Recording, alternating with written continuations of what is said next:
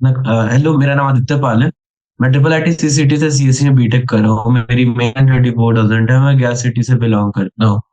तो आज हम जो चैप्टर करने जा रहे हैं वो है chapter 5, magnetism and matter, class 12 NCERT example problems. तो लाइक अभी हम लोग क्या करेंगे, इस चैप्टर में हम लोग क्वेश्चन सॉल्व करेंगे, starting with the MCQ part. तो चलो हम लोग करते बिना कोई टाइम वेस्ट किए, तो हम लोग आते हैं एमसीक्यू क्वेश्चन नंबर 1, 5.1 पे, ठीक है। तो क्वेश्चन नंबर 5.1 में क्या बोल रहा है कि एक तुम्हारा टोरॉइड है। टोरॉइड क्या होता है?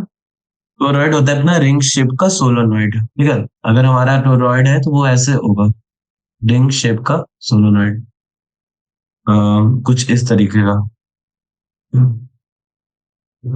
कुछ इस तरह का स्ट्रक्चर है, और ये रिंग शेप का है, और इसका यहाँ पे डिस्टेंस आर है, ठीक है। तो ये तुम्हारा एक टोरॉइड है, ठीक है। So this is a toroid. और इसमें तुमसे पूछा गया जा रहा है कि देखो, तुम्हारे पास एक टोरॉइड है जिसमें एन टर्न्स है। टोरॉइड है जिसमें एन टर्न्स है, एन टर्न्स है। उसकी रेडियस आर है, आर रेडियस है। और क्रॉस सेक्शनल रेडियस ए है, मतलब इसके अंदर का जो सर्कल का रेडियस है वो ए है। A cross sectional radius. तो और उसमें हमारा करंट आई बह रहा है। It is placed on the horizontal table taken as x y plane, ठीक है। तो ये अपना प्लेन, अपना ये एक्स वाई है, ऐसा, इधर एक्स और इधर वाई। पूछा ये जा रहा है कि जो तुम्हारा मैग्नेटिक मोमेंटम होता है उसका क्या, मतलब इसके उसके ऊपर चार ऑप्शन है। Is a non zero and zero and points in z direction में three points along axis of the toroid m equals to m theta is zero, otherwise there would be a field falling as 1 by r cube at large distance outside the toroid is pointing radially outwards, ठीक है। तो हमें देखना कौन सा इसमें से option है। तो जैसे कि तुम जानते हो, मैग्नेटिक फील्ड जो अपना है वो होता है, वो एक कन्फाइंड होता है बॉडी, मतलब एक टोरॉइड के बॉडी का अंदर कन्फाइंड होता है, ठीक है। लाइक ऐसे देखो, जो तुम्हारा मैग्नेटिक फील्ड है, अगर ये हमारा टोरॉइड है और इसमें करंट ऐसे बह रहा है, तो अगर हम यहाँ पे कोई एक आर्बिटरी सर्कल बनाए और उस पॉइंट पे अगर हम लोग मैग्नेटिक फील्ड देखें तो वो अपना हो जाएगा इस डायरेक्शन में कुछ, ठीक है। और ये अपना डी आई का डायरेक्शन इसका उल्टा होगा, ठीक है। और ये अपना, मान लो कोई आर रेडियस है यहाँ तक, यहाँ तक बस, ये, ठीक है। अभी तो इसके हिसाब से ना, अगर तुम देखो तो हमारा यहाँ पे इस डायरेक्शन में मैग्नेटिक फील्ड है। अगर तुम राइट हैंड रूल लगाओ और अगर तुम बाहर के मैग्नेटिक फील्ड का अगर तुम डायरेक्शन देखो, तो मैग्नेटिक वेक्टर इधर है, तो इधर तुम्हारा इनसाइड जा रहा होगा और इधर तुम्हारा आउटसाइड है, ठीक है। तो जो अपना, अगर यहाँ पे हम देखें तो क्या है कि फॉर, यहाँ पे भी, यहाँ पे देखें कि for any point inside the empty space surrounded by the toroid and outside the toroid the magnetic field is zero, ठीक है। इनसाइड हो या आउटसाइड हो, क्योंकि जो तुम्हारा नेट करंट इनक्लोज होता है ना इसके अंदर में, इन स्पेस, मतलब ये स्पेस में, तो वो जीरो होता है अपना। तो यहाँ पे हम कह सकते हैं कि जो अपना मैग्नेटिक मोमेंट है, जो अपना एम है, वो जीरो होगा यहाँ पे, ठीक है। इस हिसाब से अपना ऑप्शन है सी सही है, ठीक है। और 1/r क्यूब तुम, क्योंकि तुम फॉर्मूला लगा के देख सकते हो, वो 1/r क्यूब ही रहेगा। क्वेश्चन नंबर 5.2 पे आते हैं।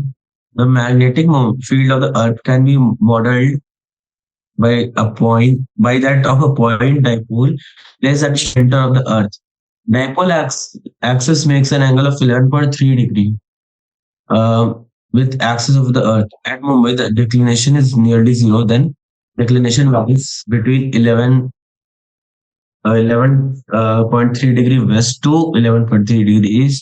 Declination is zero. The plane defined by the dipole axis and the earth axis passes through the Greenwich, and the declination average of the earth must always be negative. ठीक है। so magnetic fields of the earth, हमारा क्या है ना कि देखो, जो, अगर तुम ऐसे देखो अर्थ को, तो ये बोला जा रहा है, मान लो तुम्हारा अर्थ है, और ये तुम्हारा क्या बोले कि हमारा जो मैग्नेटिक फील्ड है अर्थ का, वो एक डायपोल की तरह है।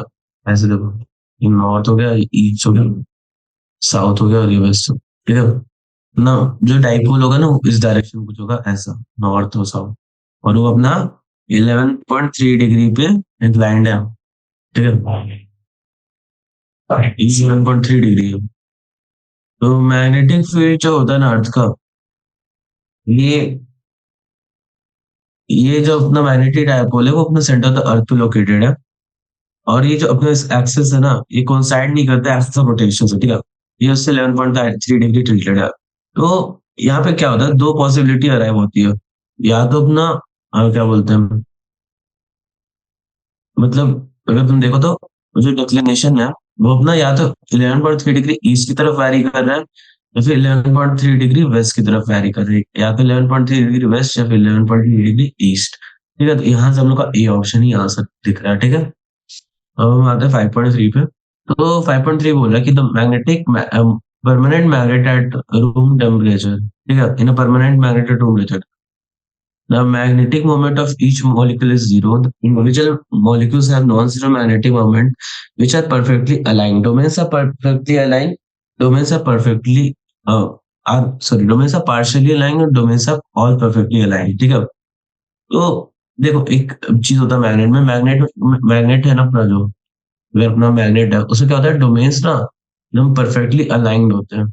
ठीक है, अगर ये अपना मैग्नेट है उससे डोमेन्स हम ना हमेशा परफेक्टली अलाइंड रहता है, ताकि तभी तो वो नॉर्थ साउथ वाला ये मतलब हमेशा वो रहता है कि तुम इस मैग्नेट को ब्रेक भी करो तो अलाइनमेंट की वजह से नॉर्थ साउथ दोनों मैग्नेट में नॉर्थ साउथ मतलब सेम रहता है, ठीक है। मतलब हमेशा दो पोल्स रहेंगे उस वजह से। तो क्योंकि अब कंसेप्चुअली देखो तो कि रूम टेम्परेचर पे जो अपना मैग्नेट है ना, वो एक फेरोमैग्नेटिक सब्सटेंस है, ये अपना फेरोमैग्नेटिक है, ठीक है। मतलब मैग्नेटिक फील्ड में अटैक करेगा for a long period of time, ठीक है। और रूम टेम्परेचर परमानेंट मैग्नेट जो होता है वो फेरोमैग्नेटिक प्रॉपर्टी रिटेन करता है, ठीक है। तो इंडिविजुअल एटम जो होंगे ना इस मैग्नेट के, तो वो एक डाइपोल मोमेंट प्रोसेस करते हैं, लाइक एक डाइपोल मोमेंट अपना पोजेस करते हैं, डाइपोल मोमेंट जैसे एक पैरामैग्नेटिक मटेरियल करते हैं, जैसे मैंने तो होता है ना कि स्मॉल डाइपोल्स जैसे ये लाइन रहता है। However, मतलब ऐसा हो जाता है कि वो इंटरैक्ट ऐसे करते हैं ना एक दूसरे से कि लगे कि वो हमेशा अलाइन रहेंगे, एक मतलब ऐसे ऐसे अलाइन रहेंगे, ठीक है। ये इनकी प्रॉपर्टी है। तो हम लोग इसी के बेसिस पे कह सकते हैं कि जो ये जो मैग्नेट है ना उनके जो डोमेन्स है वो हमेशा परफेक्टली अलाइन रहते हैं। तो यहाँ से अपना डी ऑप्शन आंसर होगा 5.3 का, ठीक है। आते 5.4 पे। तो एक घंटे से देखना कितना क्वेश्चन है। ओके, 25 क्वेश्चन है आज भी, मैं कंप्लीट कर सकती हूँ लोग अगर चाहे तो। ओके, 5.0 में आता है, consider to idealise system. First, in a parallel plate capacitor, large plates and small separations. Second, a long solenoid with length L greater than R. Radius of cross section. Radius of cross section. Okay. Radius of cross section or length L. In first, E is ideally treated as a constant between the plates and zeros outside. Yeah. In second, the magnetic field is constant inside the solenoid and zero outside. This idealized assumption, however, contradicts the fundamental laws as below. तो यहाँ पे देखना है कि कौन सा law यहाँ पे अपना हो रहा है। तो देखो, अब ना एक होता है कि जो इलेक्ट्रोस्टैटिक फील्ड के लाइंस होता है ना, वो हमेशा कॉन्टिन्यूअस पाथ नहीं फॉलो करते हैं, ठीक है। अ, मतलब उनका होता है कि वो conservation of electric field follow करते हैं, वाइल मैग्नेटिक फील्ड लाइंस होता है ना वो अपने क्लोज पाथ फॉर्म करते हैं। Electrostatic fields close path form नहीं करते, ठीक है।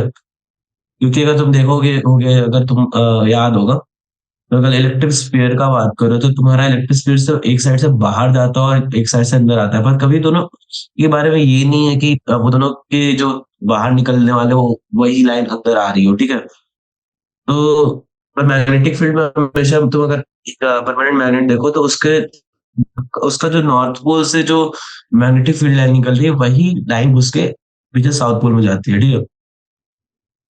तो ये चीज है इम्पोर्टेंट।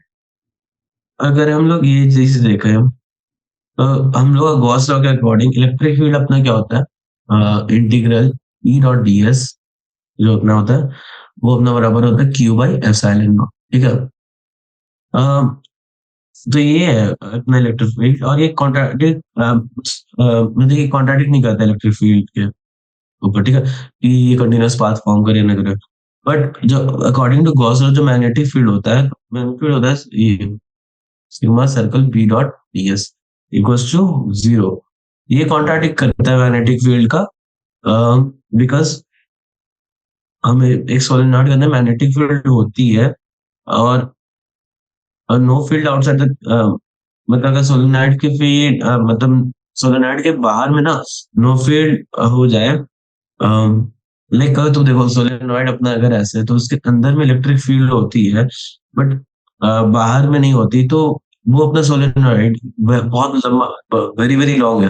तो यहाँ पे क्या होता है ना कि यहाँ पे मैग्नेटिक मोमेंट मतलब मैग्नेटिक जो लाइन से अपना क्लोज पाथ फॉर्म नहीं कर रही है। ठीक है, तो ये इम्प्लाई करता है कि अपना जो number of magnetic field entering the Gaussian surface is equal to the number of magnetic, देखो केस 2 इज नॉट पॉसिबल। ठीक है, ये सेकंड वाला नॉट पॉसिबल है। 5.5 पे आते हैं। Paramagnet sample shows a net magnetisation of 8 ampere metre. ठीक है, when placed in an external magnetic field of 0.6 Tesla at temperature of 4 Kelvin, when the sample is placed in the external magnetic field of 0.2 Tesla at temperature 16 Kelvin, the magnetization will be। तो जैसा कि तुम जानते हो कि जो magnetisation होता है, अगर हम उसको रिप्रेजेंट करें आई से, तो वो डायरेक्टली प्रोपोर्शनल होता है बी मैग्नेटिक फील्ड इंडक्शन के divided by T temperature in kelvin. ठीक है, T। तो इस चीज से हम लिख सकते हैं कि I one is equal to B one by T one divided by I two equal to T two into B two. ठीक है, T two by B two. तो क्या करते हैं, हम यहाँ पे सारे वैल्यूज पुट कर लेते हैं। तो पहला तो हमारा 8 एम्पर मीटर अपना वो मैग्नेटाइजेशन हो रहा है, ए वन आई वन तो हमारा 8 है, और फिर बी वन अपना क्या है, बी वन अपना इलेक्ट्रिक मैग्नेटिक फील्ड है 0.6। ठीक है, और टी वन टेम्परेचर अपना 4 केल्विन है, और सेकेंड वाला टेम्परेचर 16 केल्विन है, और यहाँ पे 0.2 है, और यहाँ पे अपना आई टू निकलता है। ठीक है, ये तो फोर्स है क्या, ठीक है, और ये यहाँ से 3 0.3। तो यहाँ से अपना आई टू जो आ रहा है वो आ रहा है, आई टू आ रहा है यहाँ से 4 से, ये 2 टाइम्स मिलेगा, एंड ओके ये बस 3 होगा, 0.3 नहीं। यहाँ से आई टू अपना आ रहा है 3/2, नहीं नहीं सॉरी, आई टू अपना 2/3 एम्पर मीटर आ रहा है। ठीक है, तो एम्पर मीटर ओके बस। तो अपना यहाँ से बी ऑप्शन आंसर आता है। ठीक है, हम आते हैं एमसीक्यू टाइप 2 पे, जिसमें अपना मोर देन वन करेक्ट होता है। तो 5.6 पे आते हैं। ठीक है, तो ये वाला क्या है ना कि इफेक्ट्स एग्जाम्पलर है ना, ये अपने एडवांस के क्वेश्चन पूछ लेते हैं कम से कम थोड़े बहुत। तो काफी अच्छा है ये, मतलब करने के लिए आपको काफी अच्छी प्रैक्टिस हो जाएगी इसमें। तो 5.6 करते हैं, the surface S, S is the surface of lump of a magnetic material.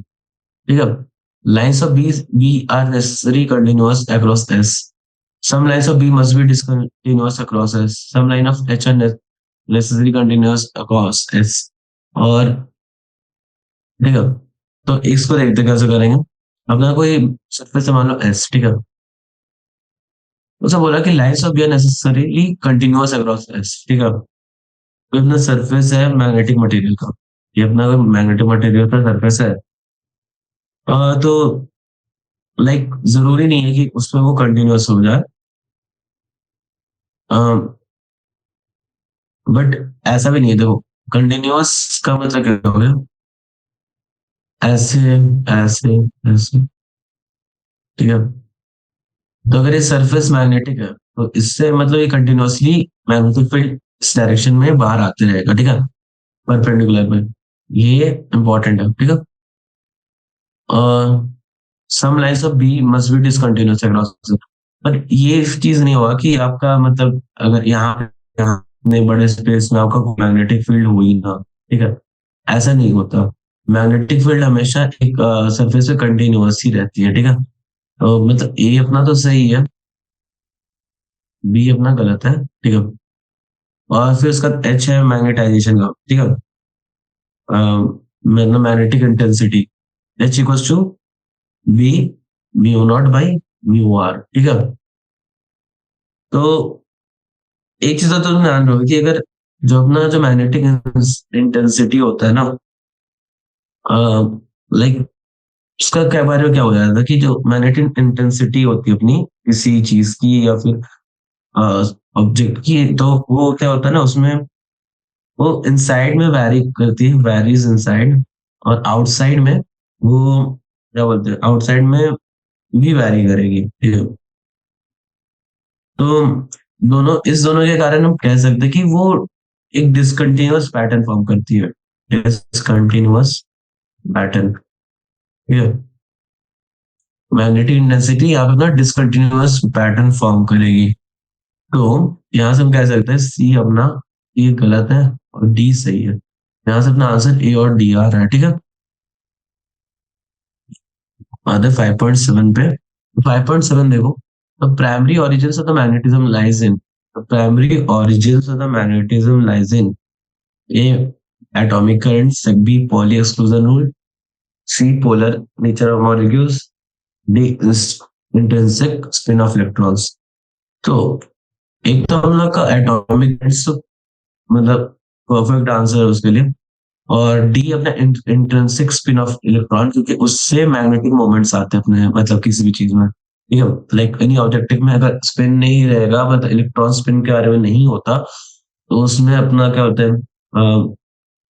Full D orbital और ये ऑर्बिटल वाली चीजें हमारी नहीं आती, और उससे हम लोग का मैग्नेटिज्म और सब्सटेंस नहीं डिफाइन हो पाता, ठीक है। Primary origin of the magnetism lies in अपना ए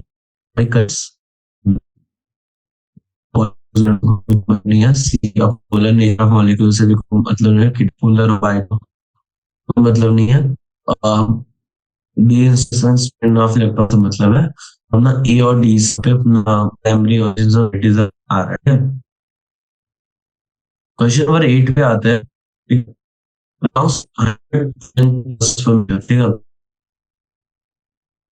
लॉन्ग से है 100,000 टर्न्स पर मीटर, ठीक है। आई उसमें 1 एम्पियर है, ठीक है। कोर ऑफ आयरन जो म्यू आर अपना यहाँ पे है, वो 1000 दिया हुआ है, और core is heated beyond Curie temperature. तो लॉन्ग रेड क्यूरी टेम्परेचर के आगे हीट किया गया है, ठीक है।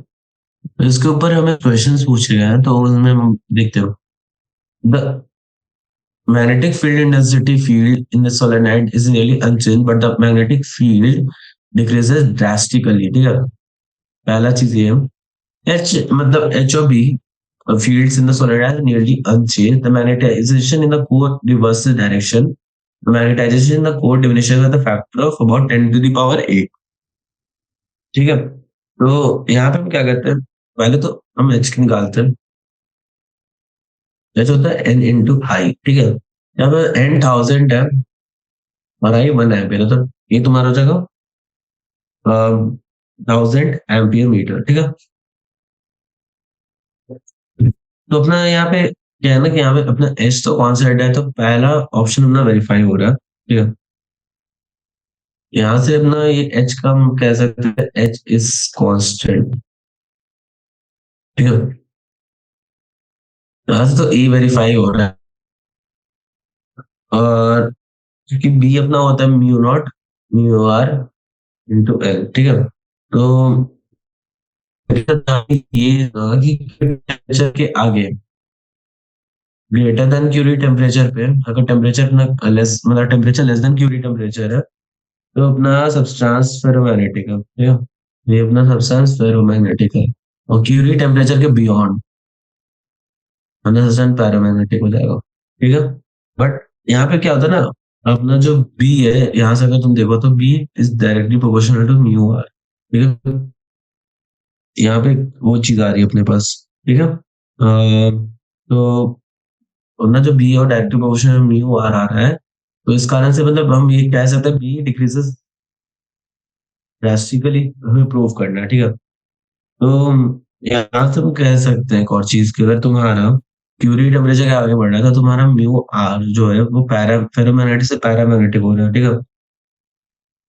तो अगर हम यहाँ पे देखें, अगर सस्पेक्टिबिलिटी का, तो जो सस्पेक्टिबिलिटी ऑफ अपना जो फेरोमैग्नेटिक होता है, तो वो अपना होता है 10⁻³ ठीक है, फेरोमैग्नेटिक का। सस्पेक्टिबिलिटी जो होता है अपना पैरामैग्नेटिक का, वो होता है 10⁻⁻⁵ ठीक है। तो लाइक अगर हम लोग देखें तो म्यू आर जो होता है अपना, उस काफी ज्यादा डिपेंडेंट होता है इस चीज के ऊपर। तो अगर हम ऐसे देखें तो जो अपना म्यू आर है वो टाइम के साथ घट रहा है, ठीक है। तो अपना ए ऑप्शन तो परफेक्ट इसमें बैठ रहा है, ठीक है। और फिर अगर देखें हम, तो H field in solar is nearly unchange and B field, because तो ये तो ए ऑप्शन तो अपना हो गया, H and B are nearly unchange, तो ये गलत है। Magnetisation in the core reverse direction, तो वो भी गलत हो गया, ये अपना सही है, बी गलत है, सी गलत है। Magnetisation in the core division of factor 10⁻⁸, तो फैक्टर हम निकालते हैं, हाँ तो फैक्टर निकालने की कुछ नहीं करना, xm ferromagnetic by xm paramagnetic, that is 10⁻³ by 10⁻⁵, that is 10⁸ तो अपना डी ऑप्शन भी सही है यहाँ पे, ठीक है। तो यहाँ पे तुम ये काफी इजीली से नोटिस कर सकते हो, बस तुमको कुछ वैल्यूज दिमाग में याद रखने हैं जो बेसिक्स हैं, ठीक है। इजीली तुम ये सारे क्वेश्चन सॉल्व कर सकते हो। 9th क्वेश्चन पे आते हैं, 5.9 पे। तो essential difference between the electrostatic shielding by a conducting shell and a magnetic shielding is due to, पहला देखो क्या लिखा हुआ है, electrostatic field lines can end on charges and conductor have free charges, ठीक है। तो फिर उसका बी होता है, lines of B can also end but conductors cannot end them, ठीक है। Lines of the B cannot be end on any materials and perfect shielding is not possible. Shell of high permeability materials can be used to divert lines of B, मतलब magnetic field, into the from interior region, ठीक है। पहले A option को देखते हैं, तो electric static shielding होता है जो फेनोमेनन होता है, block the effects of an electric field, ठीक है। Electrostatic shielding, the conducting shell जो होता है ना अपना, वो ब्लॉक करता है external field on its internal content, ठीक है। और the effect of internal field on the outside environment, तो अपने क्या बोलता है कि जो इलेक्ट्रोस्टैटिक शेल हो गया वो अपने बाहर की जो इलेक्ट्रिक फील्ड है उसे अंदर के सवाल को इफेक्ट होने से बचाता है, ठीक है। लाइक कोई मैग्नेटिक टेप जैसी सेंसिटिव इक्विपमेंट्स हो गई, तो उसको मतलब एक आयरन आयरन टाइप के केस के साथ शील्ड किया जाता है, ताकि उसमें मतलब कुछ बाहर के इलेक्ट्रिक फील्ड से इंटरनल उसमें डैमेज ना हो, ठीक है। लाइक वो एक होता है। तो मैग्नेटिक जो मैग्नेटिक शील्डिंग होती है अपनी, उसमें क्या हमने कोई हाई परमेबिलिटी मटेरियल होता है कोई यूज, ठीक है, उसको हम लोग यूज करते हैं एंक्लोजर के लिए।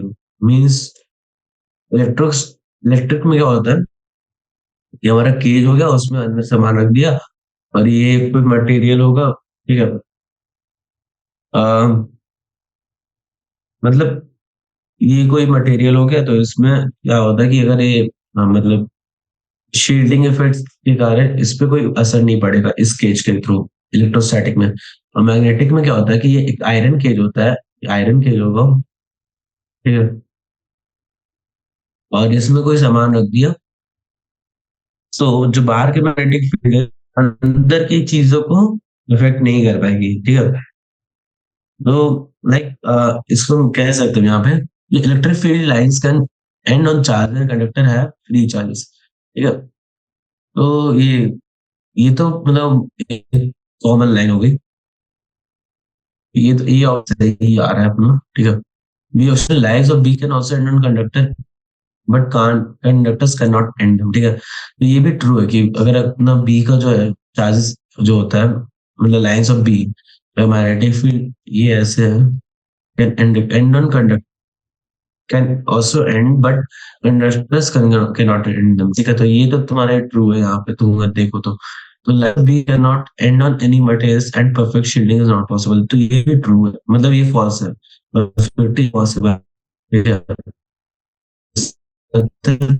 डी देखो, शी हाँ आई पेरिटी में होते हैं, करते हैं B for from the area. ठीक है, तो ये भी डी अपना भी सही हो गया। हाँ, 10th question, last MCQ 10th और 10th।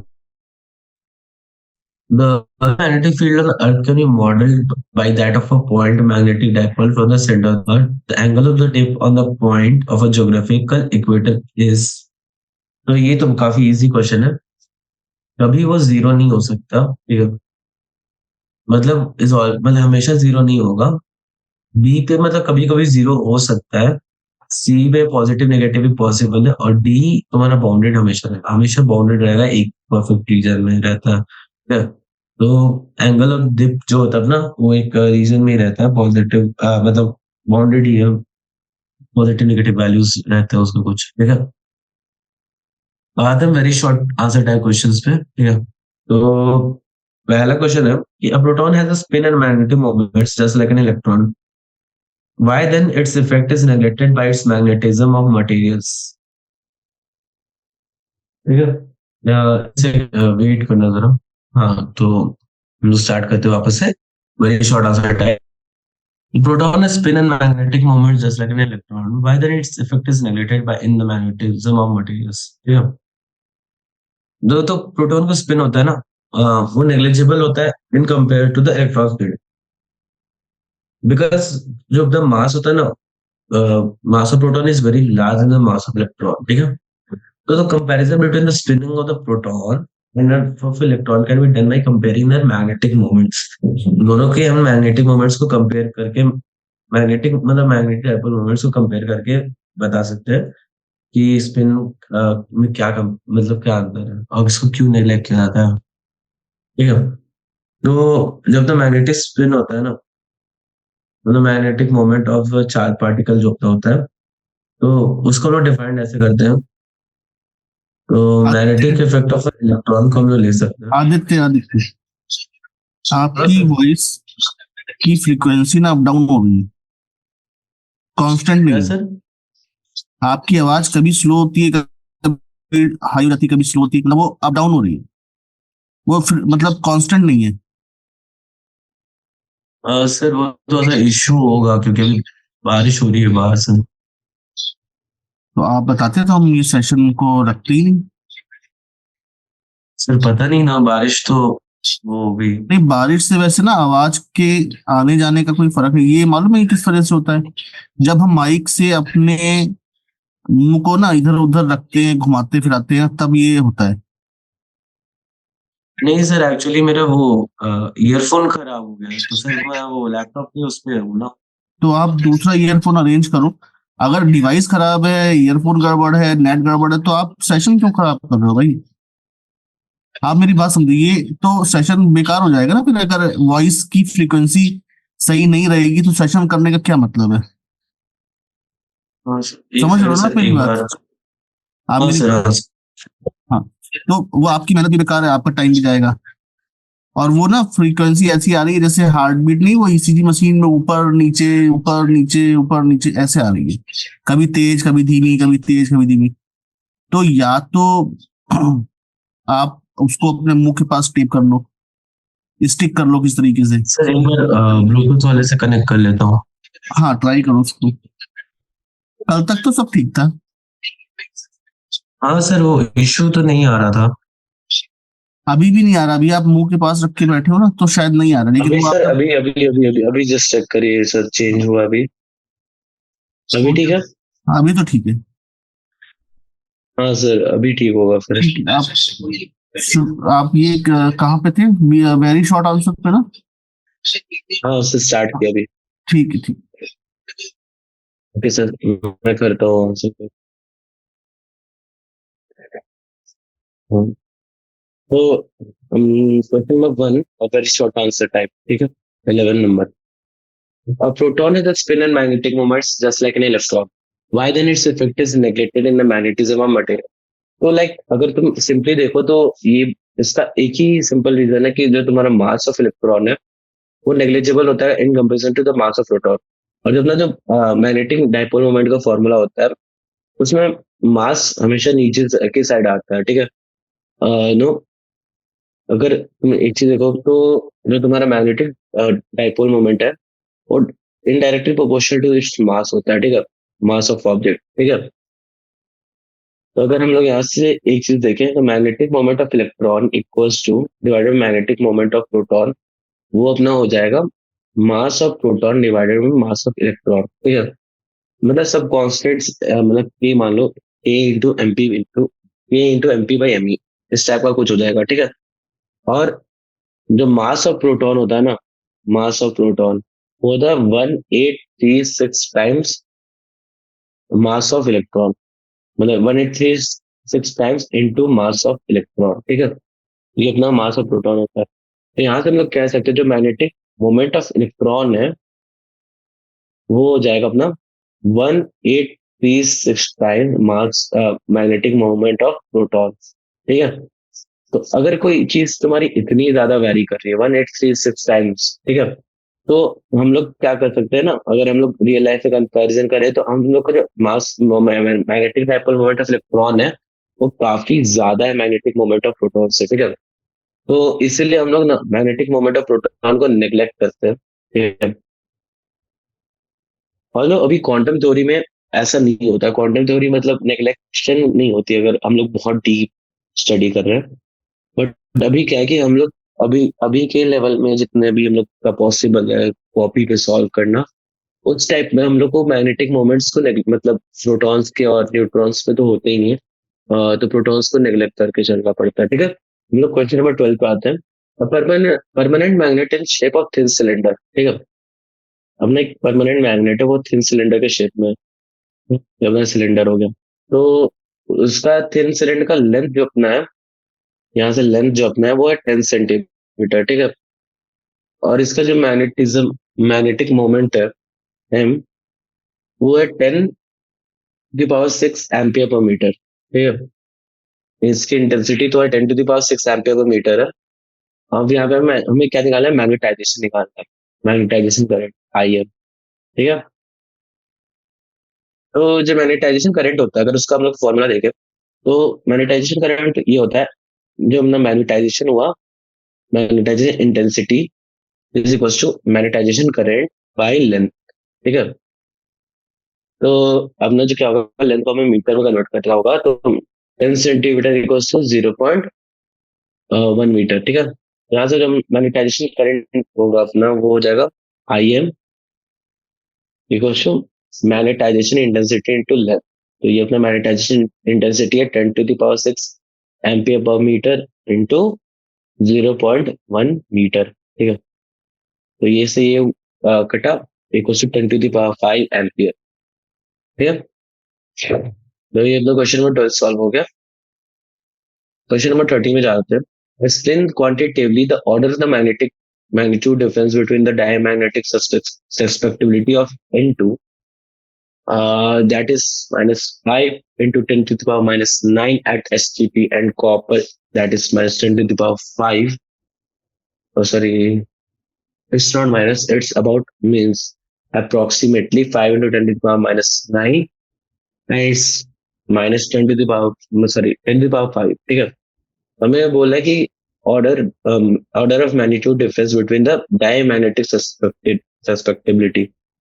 तो अगर जो मैग्नेटिक सस्पेक्टिबिलिटी होता है ना वो एक प्रॉपर्टी होता है सब्सटेंस का कि how easily can it be magnetise.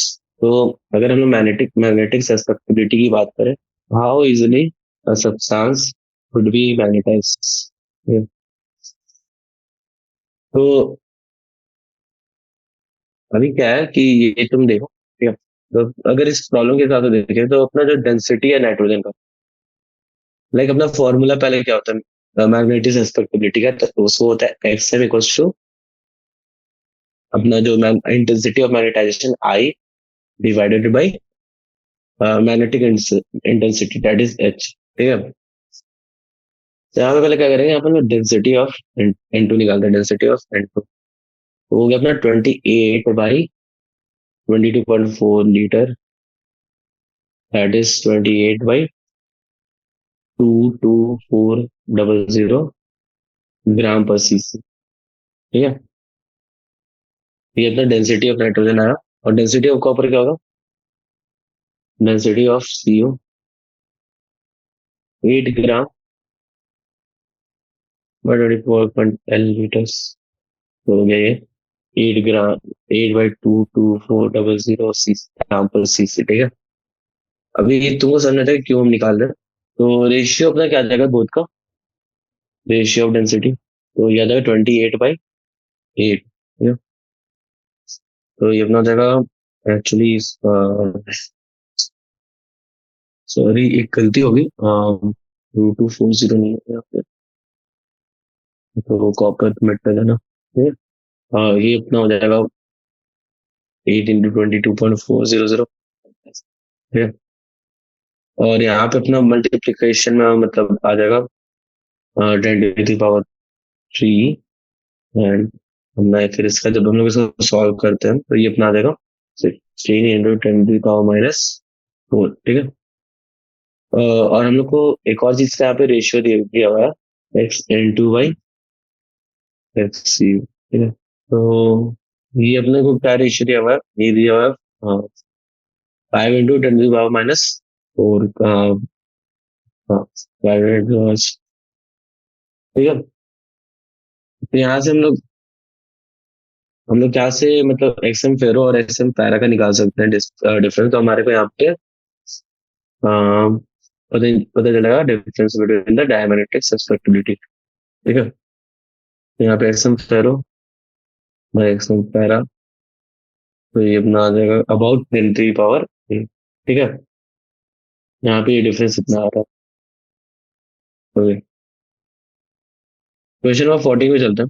From the molecular viewpoint, discuss the temperature dependence of susceptibility for diamagnetism, paramagnetism, और ferromagnetism। ठीक है, तो यहाँ से देखो, हमने देखो डायमैग्नेटिज्म का, डायमैग्नेटिज्म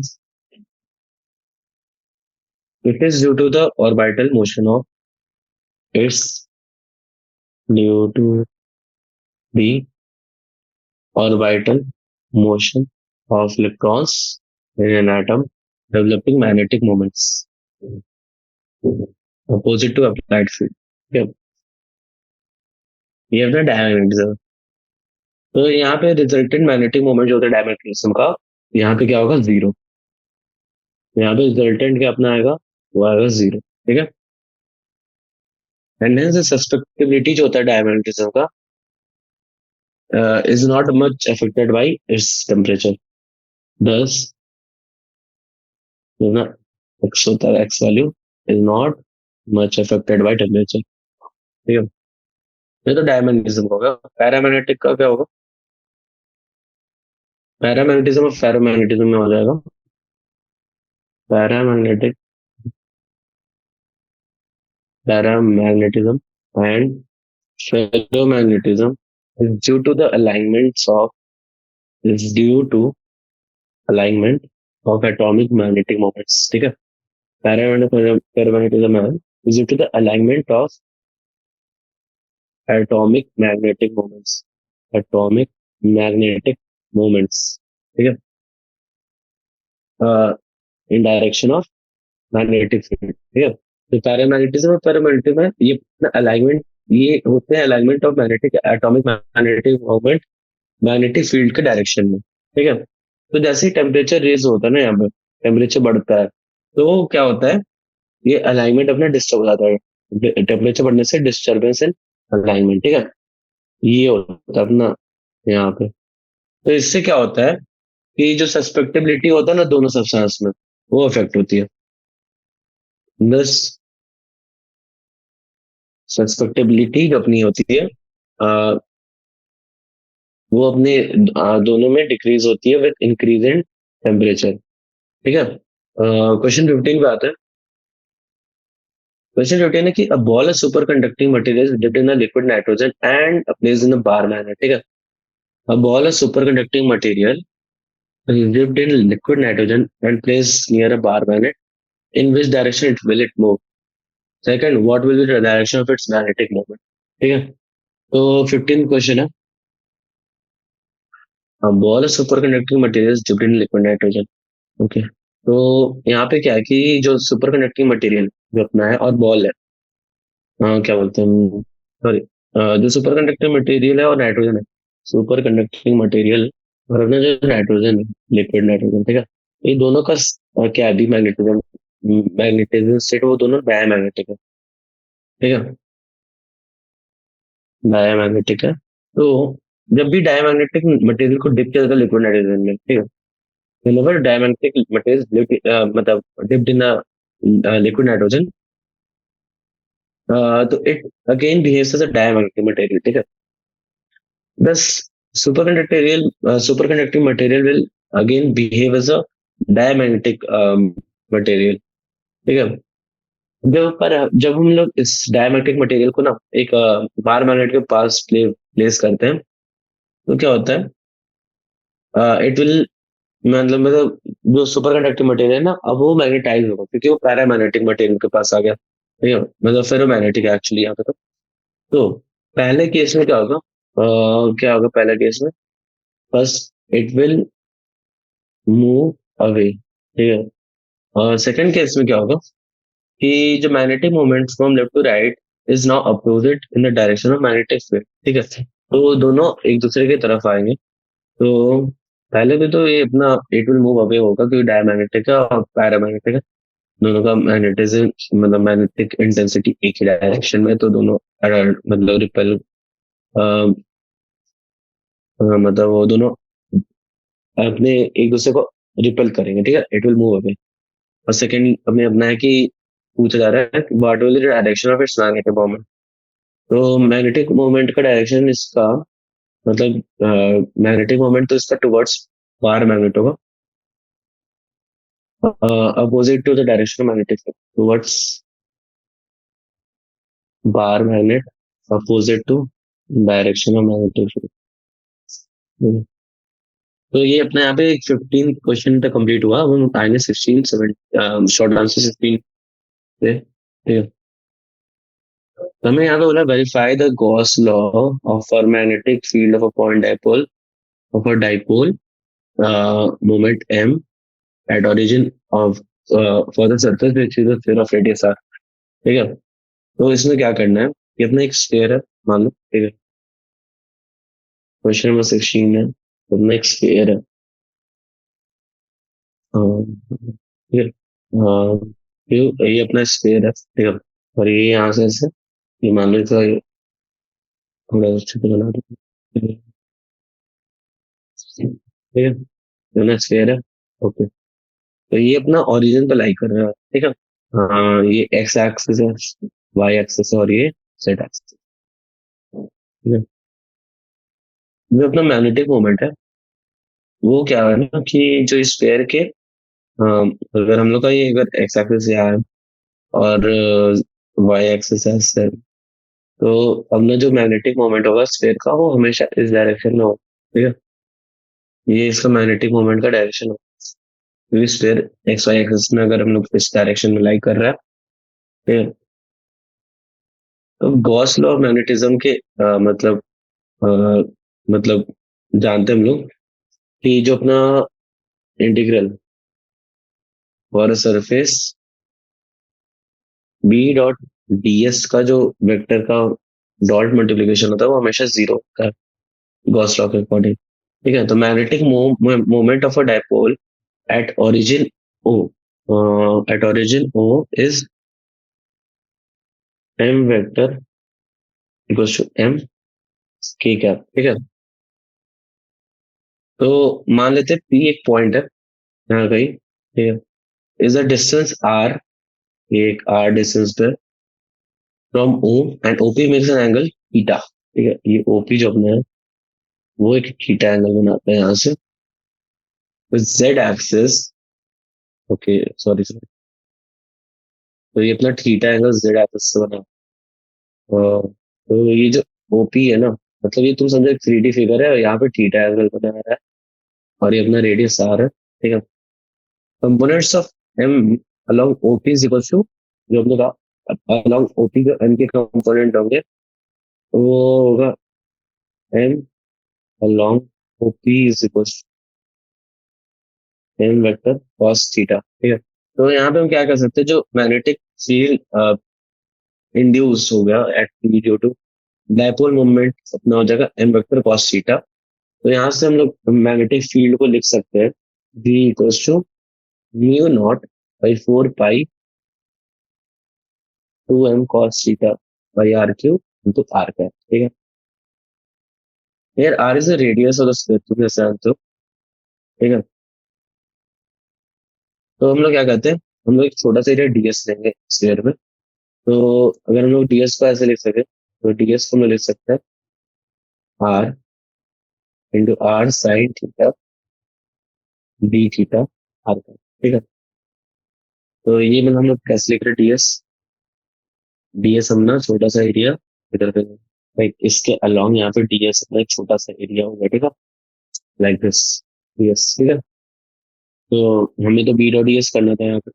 तो डीएस अपना तो यहाँ से अपना अच्छे से अगर लिख दे तो हम लोग आ जाएगा R square, sorry, R square sine theta D theta R का, ठीक है। हम लोग को तो सरफेस का इंटीग्रल निकालना है बी डॉट डीएस का, ठीक है। तो यही करते हैं, mu naught 4 pi 2m cos theta by R cube into R square sine theta D theta R का, ठीक है। तो अगर हम लोग इसको फिर मतलब अगर ऐसा सॉल्व करते जाए, आर स्क्वायर कट जाएगा, बी नॉट 4 पाई बाहर आ जाएगा, तुम्हारा जो आर वेक्टर है वो भी बाहर आ जाएगा, ठीक है। तुम्हें बचेगा अंदर में एम भी बाहर आ जाएगा, तुम्हारा बचेगा sine 2 theta D theta, sine two theta हो जाएगा तो कॉस 2 थीटा बाई 2, ठीक है। तो ये तुम्हारा फाइनली तुम्हारा आंसर आ जाएगा ऐसा कुछ, म्यू नॉट मतलब म्यू नॉट कॉस 2 थीटा तुम्हारा 0 से 2 पाई करोगे, तो तुम्हारा वैल्यू वापस से 0 आनी है, तो ये sigma dot B dot D S तुम्हारी 0 आ जाएगी। तो हेंस तुम यहाँ पे कॉस से तुम यहाँ पे वेरीफाई कर पाओगे, ठीक है, और मैग्नेटिज्म। तो यहाँ पे क्या करना है, ये अपना जो आएगा फाइनली, उसमें कॉस थीटा जो cos 2 थीटा है ना, तो तुम्हारी मतलब 0 से 4 पाई की वैल्यू डालो, तो 0 पे 4 पाई की वैल्यू कॉस की टोटल 0 आएगी, ठीक है। तो ये hence Gauss law for magnetism is true. Like अब हमारे पास 17 18 19 20 21 22 23 24 25 हमारे पास शॉर्ट आंसर में 4 क्वेश्चन और है और लॉन्ग आंसर में 5 क्वेश्चन, ठीक है। तो अभी हमारे पास टाइम तो है नहीं, अभी कहते हैं हम लोग इसको नेक्स्ट क्लास में सॉल्व करेंगे, ठीक है। तो I am ending the session है, और we will solve this in the next class. Thank you for listening. We will solve this and solve करना, तो तैयारी अच्छे से करो, मेंस अभी आ रही, मेंस इसी मंथ में तुम्हारी मेंस है जनवरी में, अच्छे से तैयारी करना, best of luck for exam.